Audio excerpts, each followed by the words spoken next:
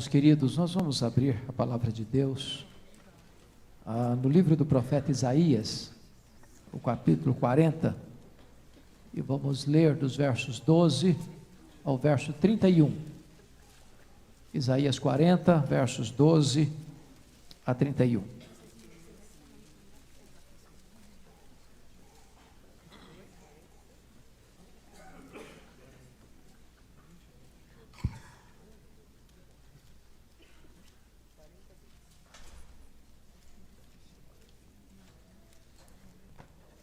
A majestade do Senhor.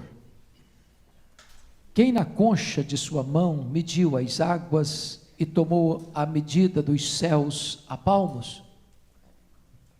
Quem recolheu na terça parte de um éfa o pó da terra e pesou os montes em romana e os outeiros em balança de precisão? Quem guiou o Espírito do Senhor? Ou como seu conselheiro o ensinou? Com quem tomou ele conselho para que lhe desse compreensão? Quem o instruiu na vereda do juízo e lhe ensinou sabedoria e lhe mostrou o caminho de entendimento? Eis que as nações são consideradas por ele como um pingo que cai de um balde, ou como um grão de pó na balança. As ilhas são como pó fino que se levanta. Nem todo o Líbano basta para queimar, nem os seus animais para um holocausto. Todas as nações são perante ele como coisa que não é nada. Ele as considera menos do que nada, como um vácuo. Com quem comparareis a Deus? Ou que coisa semelhante confrontareis com ele? O artífice fundou a imagem e o ourives cobre de ouro e cadeias de prata forja para ela. O sacerdote idólatra escolhe madeira que não se corrompe e busca um artífice perito para assentar uma imagem esculpida que não oscile. Acaso não sabeis? Porventura não ouvis? Não vos tem sido anunciado desde o princípio? Ou não atentastes para os fundamentos da terra? Ele é o que está assentado sobre a redondeza da terra, cujos moradores são como gafanhotos. É ele quem estende os céus como cortina e os desenrola como tenda para neles habitar. É ele quem reduz a nada os príncipes e torna em nulidade os juízes da terra. Mal foram plantados e semeados, mal se arraigou na terra o seu tronco, já se secam, quando um sopro passa por eles e uma tempestade os leva como palha. A quem, pois, me comparareis para que eu lhe seja igual, diz o santo. Levantai ao alto os olhos e vede. Quem criou estas coisas? Aquele que faz sair o seu exército de estrelas, todas bem contadas, as quais ele chama pelo nome, por ser ele grande em força e forte em poder, nenhuma só venha a faltar. Porque pois dizes, ó Jacó, e falas, ó Israel, o meu caminho está encoberto ao Senhor, e o meu direito passa despercebido ao meu Deus. Não sabes? Não ouviste que o eterno Deus, o Senhor, o Criador dos fins da terra, nem se cansa, nem se fatiga? Não se pode esquadrinhar o seu entendimento. Faz forte ao cansado e multiplica as forças ao que não tem nenhum vigor. Os jovens se cansam e se fatigam, e os moços e exaustos caem. Mas os que esperam no Senhor renovam as suas forças, sobem com asas como águias, correm e não se cansam, caminham e não se fatigam. Amém? Eu peço a você que leia mais uma vez comigo, em voz alta agora, todos nós, o verso 18 e em seguida o verso 25. Vamos ler o verso 18 juntos. Com quem comparareis a Deus? Ou que coisa semelhante confrontareis com ele? Verso 25. A quem, pois, me comparareis para que eu lhe seja igual? Diz o santo. Eu quero pensar com vocês, então, nesta manhã, sobre o tema, o nosso incomparável Deus. O nosso incomparável Deus. Karl Marx, o pai do materialismo dialético, disse que Deus é uma criação e uma invenção do homem. E eu fico imaginando que, por uma questão de lógica, a criatura não pode ser maior do que o Criador. Se Deus viu a criação do homem, logo Deus que Marx pensa é um Deus menor do que o homem. Marx tentou banir Deus do céu. Vem Sigmund Freud, o pai da psicanálise, e tenta eliminar Deus do nosso inconsciente. Vem Charles Darwin e tenta expulsar Deus da ciência. Vem Nietzsche e diz: não, Deus morreu, não existe mais. Dostoiévski chegou a dizer que se Deus não existe, então tudo é possível. E mais recentemente, Richard Dawkins diz: não, Deus é apenas um delírio. Entretanto, a Bíblia vai afirmar em Daniel 11:32 que o povo que conhece a Deus é um povo forte.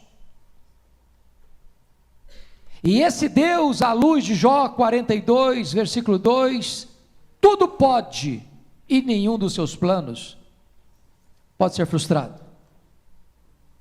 Nas palavras do próprio Jesus, conhecer esse Deus é a própria essência da vida eterna. E A.W. Tozer, que foi um dos grandes escritores do século passado, diz que o maior problema seu e meu é que nós passamos a maior parte do tempo olhando para o nosso umbigo e não contemplamos a majestade do nosso Deus. O profeta Isaías, descrevendo a majestade de Deus, por 2 vezes lança essa questão: com quem comparareis a Deus? Esta é a pergunta. Ou que coisa semelhante confrontareis com Ele? Mas no verso 25, a pergunta é feita pelo próprio Deus: a quem, pois, me comparareis para que eu lhes seja igual? Diz o santo. Então hoje eu gostaria de, à luz desse texto, pensar com você no nosso incomparável Deus. A Bíblia o descreve, a natureza o revela. Jesus Cristo mostrou-nos a sua face. Este Deus não foi criado, porque Ele é o Criador. Ele não passou a existir, porque Ele é eterno. Ele não pode se limitar a um templo feito por mãos humanas, porque Ele é onipresente. Ele não é pego de surpresa, como ensina falsamente o chamado open teísmo, a teologia, o teísmo aberto, porque Ele é onisciente, Ele sabe todas as coisas, do passado, do presente e do futuro. Esse Deus não tem limitação, Ele tudo pode, porque Ele é onipotente. E esse texto então vai descrever para nós quem é o nosso incomparável Deus.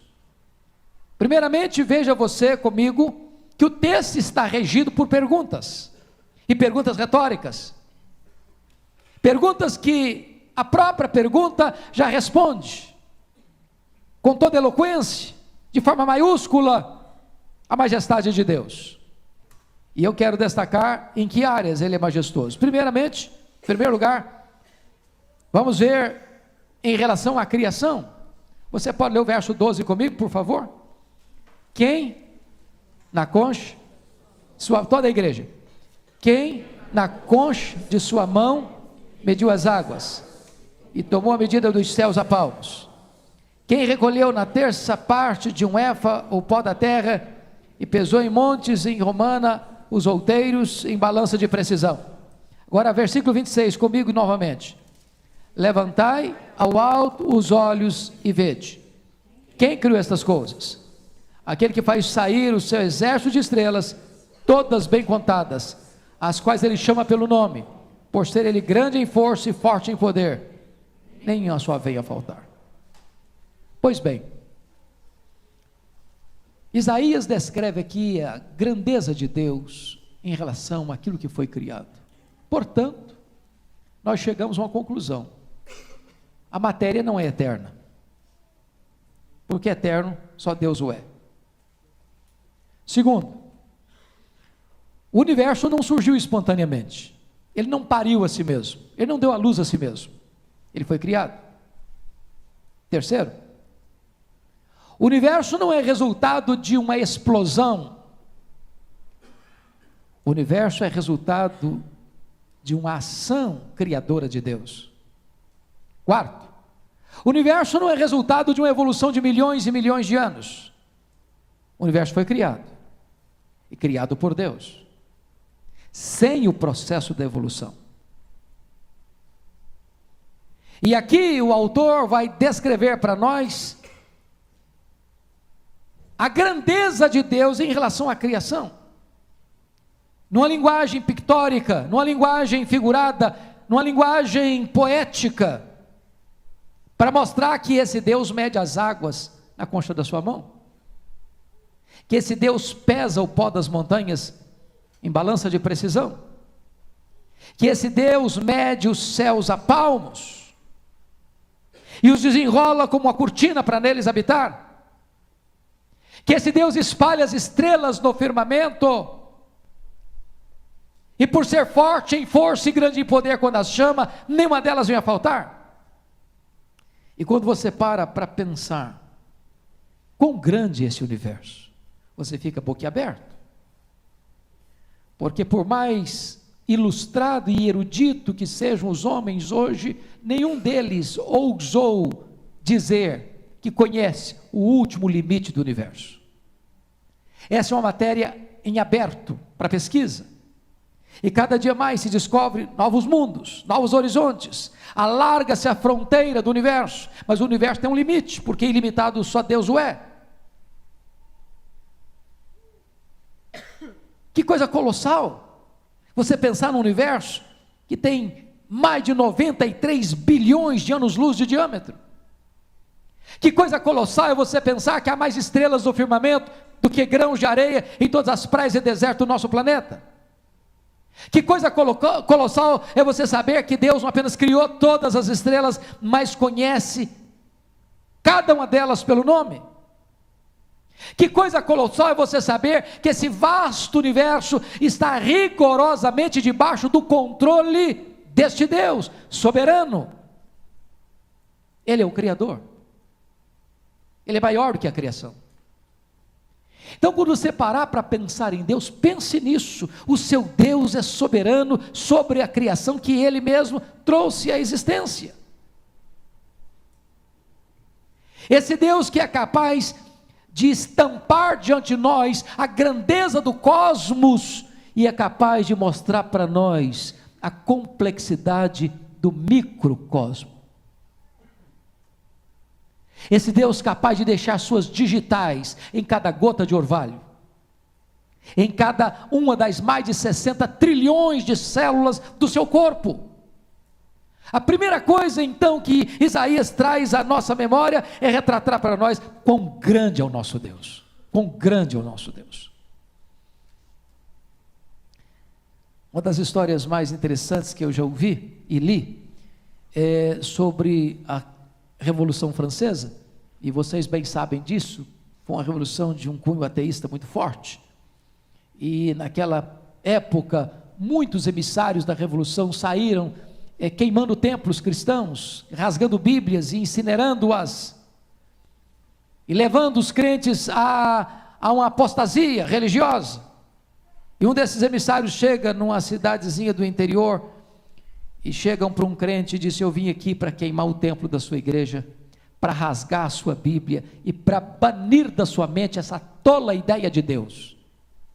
E o crente tão simples lá do interior respondeu para esse homem: o senhor pode queimar o templo da minha igreja, o senhor pode rasgar minha Bíblia e queimá-la, mas antes do senhor banir da minha mente a ideia de Deus, o senhor vai ter que apagar as estrelas do firmamento, porque enquanto elas brilharem, eu saberei que Deus é Deus, porque os céus declaram a glória de Deus, e o firmamento anuncia as obras das suas mãos. Segundo lugar, irmãos, veja comigo Nosso Deus é incomparável em relação ao conhecimento. Olha os versos 13 e 14. Quem guiou o Espírito do Senhor? Ou como seu conselheiro o ensinou? Quem tomou ele conselho para que lhe desse compreensão? Quem o instruiu na vereda do juízo e lhe ensinou sabedoria e lhe mostrou o caminho do entendimento? Em outras palavras, que universidade Deus estudou? Quem foi o professor de Deus? Que escola ele se diplomou? Onde ele fez o seu pós-doutorado? Onde ele aprendeu ciência? Quem ensinou para ele a sabedoria? Quem deu para ele instrução? Quem foi o mestre de Deus? Quem foi o mentor de Deus? Quem foi aquele que passou para Deus o conhecimento que ele tem? São perguntas retóricas para mostrar que Deus é o dono, Deus é a fonte, Deus é o reservatório de todo o conhecimento, de toda a ciência. Toda ciência é ciência de Deus, todo conhecimento é conhecimento de Deus, toda informação precisa e correta emana de Deus, Ele é a fonte de todo o saber. Ele é majestoso, porque ninguém o instruiu, dele vem a instrução. Ninguém o ensinou, dele vem o ensino. Ninguém trouxe para ele a verdade, ele é a verdade. Terceiro lugar, o nosso incomparável Deus em relação às nações. Confira comigo os versos 15 a 18. Eis que as nações são consideradas por ele como um pingo que cai de um balde, como um grão de pó na balança. E ele vai dizer no verso 17, todas as nações são perante ele como coisa que não é nada, e ele as considera menos do que nada, como um vácuo. E aqui eu acho maravilhoso, porque num século humanista como o nosso, um século antropolátrico como o nosso, num século em que coloca o homem no pedestal como o nosso, vale a pena destacar isso. A Bíblia diz que quanto mais você conhece, mais você é humilde. Pode ter certeza disso. Pode ter certeza disso. Foi por isso que Jó, quando ele tem um vislumbre da majestade de Deus, da grandeza de Deus, do poder de Deus, da magnificência de Deus, ele olhou para si e disse: eu me arrependo e me abomino no pó e na cinza. Foi quando ele teve uma visão de Deus, que diz: ah, Senhor, quantas coisas eu falei sem saber, sem discernir. Pensa comigo uma coisa, se Deus considera as nações da terra como um pó, um grão de pó numa balança de precisão, e nós, particularmente, são mais de 7 bilhões de habitantes do planeta. Se Deus considera todas elas como um pó, você é uma parte desses 7 bilhões. Talvez hoje nós diríamos, o homem é um nanopó. Então, nada de nariz empunado, nada de soberba, nada de altivez, nada de arrogância, porque Deus olha para as grandes nações. Pensa comigo lá no passado, pensa comigo, os grandes impérios, pensa Egito, Assíria, Babilônia, Medo-Persa, Greco-Macedônio, Império Romano, Império Otomano, a Rússia, a China, a América. Pensa comigo, Deus olha para tudo isso, diz: isso é apenas um pingo que cai de um balde, como um pó numa balança de precisão. Pensa comigo nas grandes potências de hoje, com seu poderio militar, com suas bombas atômicas, bombas de hidrogênio, com suas armas destruidoras, com seu poderio econômico, com a sua tecnologia. Pois Deus considera todas estas nações, ainda hoje, como um pó numa balança de precisão, como um pingo que cai de um balde, como um vácuo, como nada, como menos do que nada. Este é o seu Deus. Seu Deus não está apavorado com a crise, com a possibilidade de uma guerra nuclear. Seu Deus não perdeu o controle porque os homens estão rendidos à loucura. Seu Deus não perdeu as rédeas da história, porque a humanidade está numa ladeira abaixo, sem freios, por causa da sua loucura. Deus olha para todas as nações e as considera como nada, com menos do que nada. Este é o seu Deus. A quem me comparareis, para que eu lhe seja igual? Mas em quarto lugar, veja comigo, versos 19 a 21, Isaías compara Deus com os ídolos. O artífice funde a imagem, o ourives, a cobre de ouro e cadeias de prata forja para ela. O sacerdote idólatra escolhe madeira que não se corrompe e busca um artífice para assentar uma imagem esculpida que não oscile. Acaso não sabeis? Porventura não ouvis? Não vos tem sido anunciado desde o princípio? Ou não tentastes por os fundamentos da terra? Meus irmãos, não tem nada mais insano, não tem nada mais fora do racional do que a idolatria. Pensa comigo, um homem saindo com um machado em punho. Hoje não se faz mais com isso, com machado. Uma motosserra. Derruba uma árvore. Divide em toras.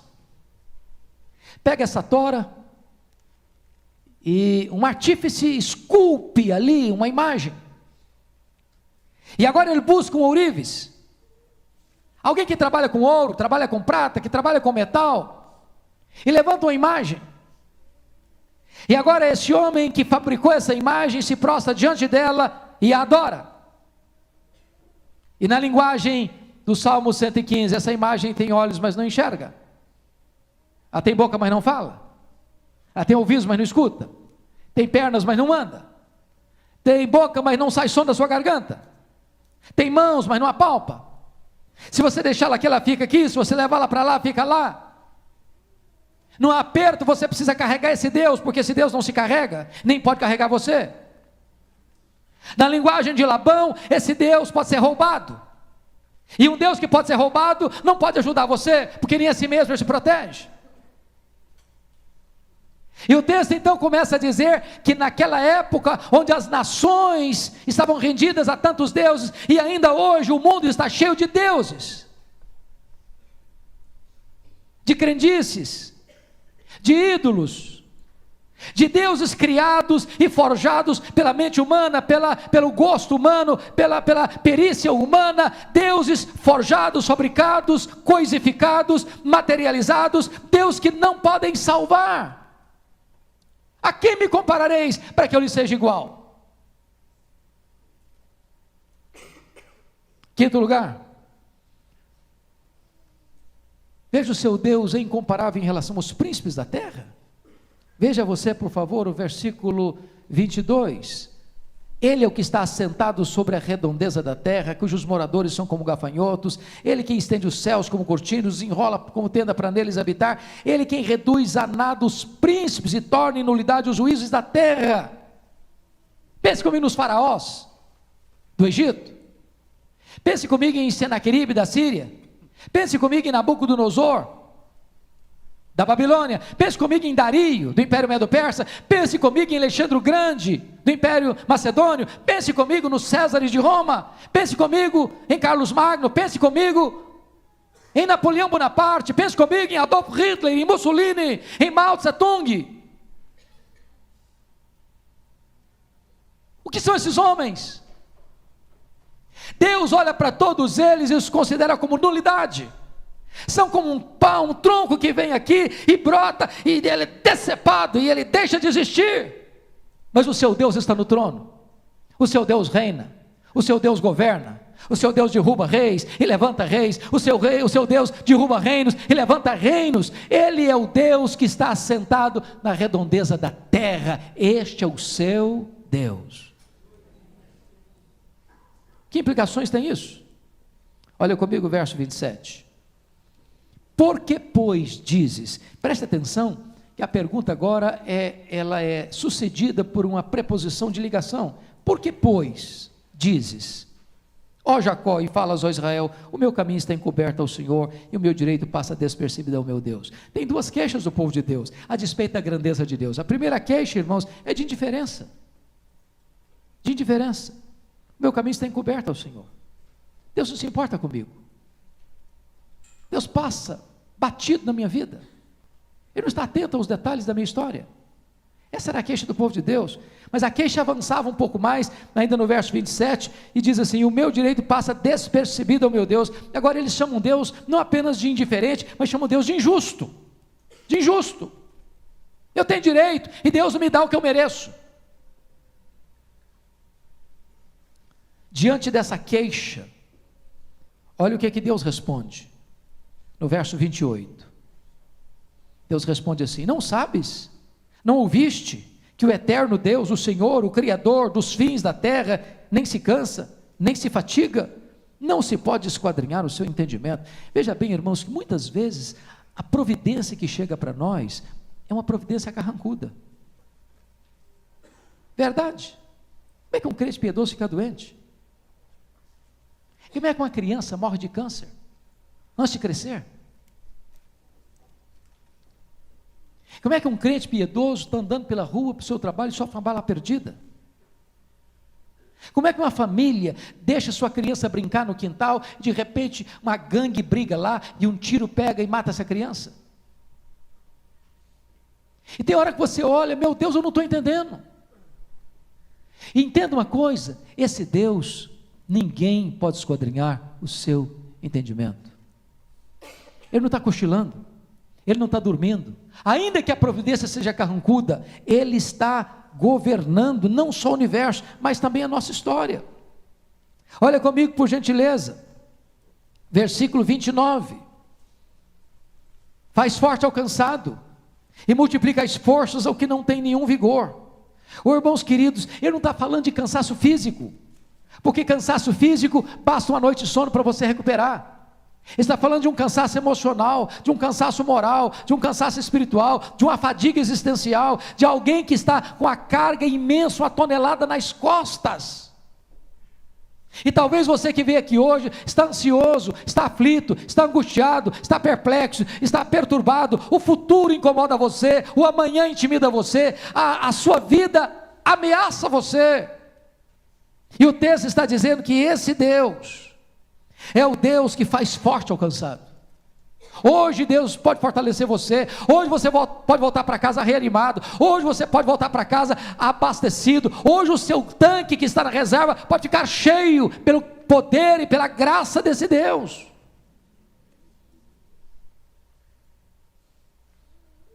Louvado seja o Senhor, Ele multiplica as forças ao que não tem mais nenhum vigor. Talvez você já se rendeu, você já entregou os pontos, você já jogou a toalha, você diz, não tem mais jeito, eu não consigo mais, acabou, fim de linha para mim, fundo do poço para mim, não tem mais esperança para mim, pois esse Deus é o Deus que multiplica força a você que não tem mais nenhum vigor. Olha comigo o versículo 30, ele diz assim: os jovens se cansam e se fatigam, e os moços e exaustos caem. O que ele está dizendo é o seguinte: essa força que Deus dá, não é a força dos músculos, da juventude, do vigor da idade. Esse vigor acaba, esse vigor passa, até esses que têm tônico nos músculos, têm força nos braços, até esses que têm vigor físico, fraquejam, se cansam e caem. Mas ele conclui o raciocínio dele no verso 31, com uma adversativa: mas os que esperam no Senhor. Que Senhor? O Senhor que domina a criação, o Senhor que é a fonte do saber, o Senhor que olha para os ídolos e diz nada, o Senhor que olha para as nações e diz é um pingo que cai de um balde, o Senhor que olha para os príncipes da terra e diz não, eu vou desarraigá-los e eles vão desaparecer. O Senhor que está sentado na redondeza da terra, esse Senhor renova as suas forças.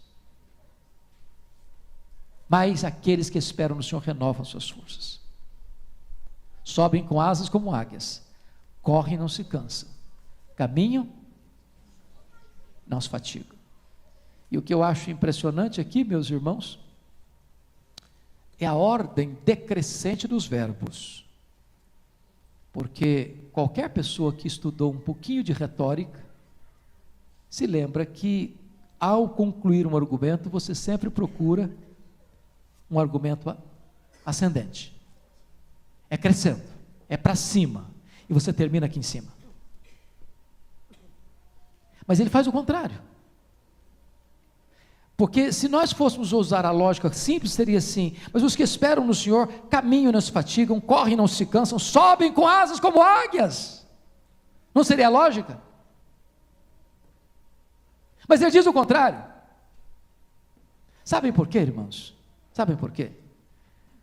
Poucas vezes nós subimos, algumas vezes nós corremos, mas todo dia nós andamos.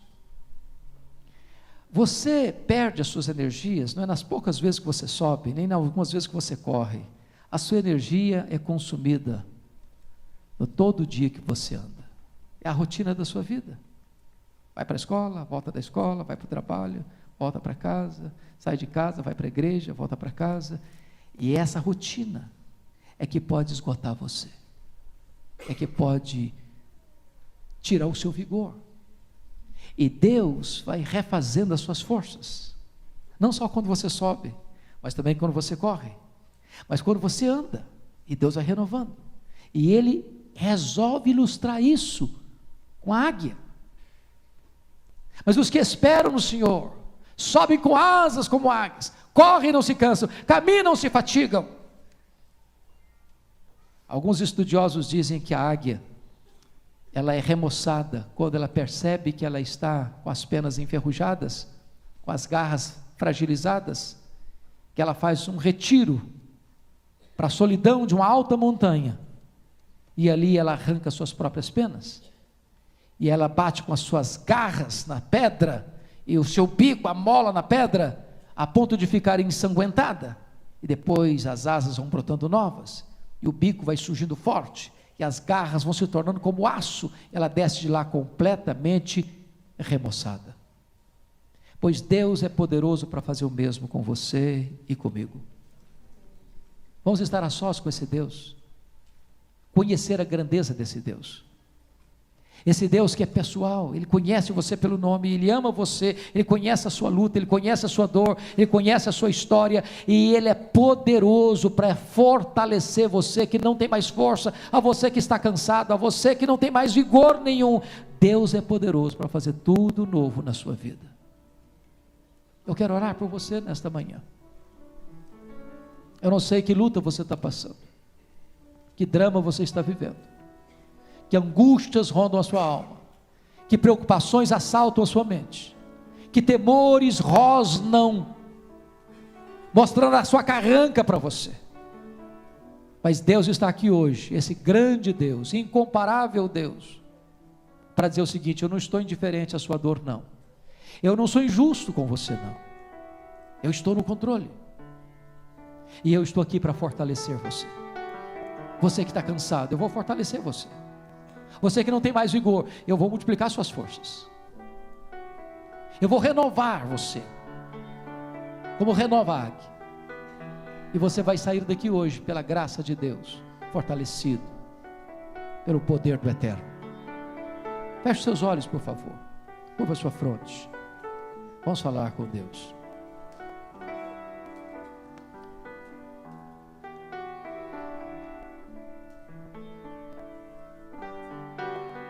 Se você hoje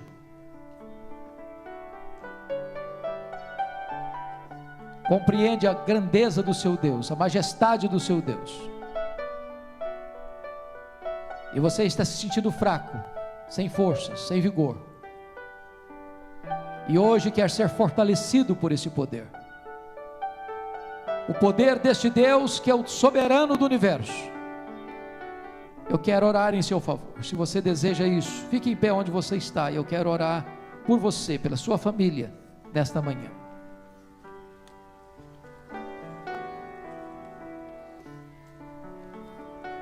Aqui estamos nós, ó Deus, tua igreja, teu povo, teu rebanho, tua família, o corpo de Cristo, a menina dos teus olhos. Aqui estamos, Senhor, extasiados diante da tua grandeza, da tua majestade, da glória do teu ser, da grandeza das tuas obras. O que te pedimos nesta manhã, Deus, abre os olhos do nosso coração, para entendermos quão grande és tu, quão magnífico em teu ser, quão poderoso em tuas obras, quão irresistível em teus decretos. Acende na nossa alma um lampejo de esperança, de que a nossa vida não está ao léu, jogada de um lado para o outro, ao sabor das circunstâncias, mas a nossa vida está rigorosamente nas tuas mãos, e nós podemos afirmar com toda a convicção que todas as coisas cooperam para o nosso bem.